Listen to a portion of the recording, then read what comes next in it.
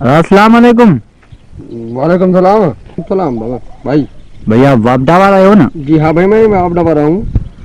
भाई मैंने सुना है कि आप वापडा वाले सिर्फ हराम खाते रहते हो, कुंडियां लगती रहती है इधर, आप बस यही धंधा करते रहते हो। क्या हिलाल खाना आपके पेट में नहीं आता क्या? हम हराम खाते हैं? और नहीं तो क्या। तुम हकलाल खाते हैं, देखते रहे सारा दिन मजदूरी करते हैं, अभी इस गर्मी पे भी काय की मजदूरी भाई? हमने सुना है तुम कुंडियों के पैसे भी लेते हो। अपना मुझे बताओ, आज मैं छोड़ूंगा नहीं आपको। अपना काम करना नहीं, आज मैं छोड़ूंगा नहीं आपको। आज को मैंने फंसा लिया, आपकी वीडियो भर ली है, ये नेट पर जाएगी।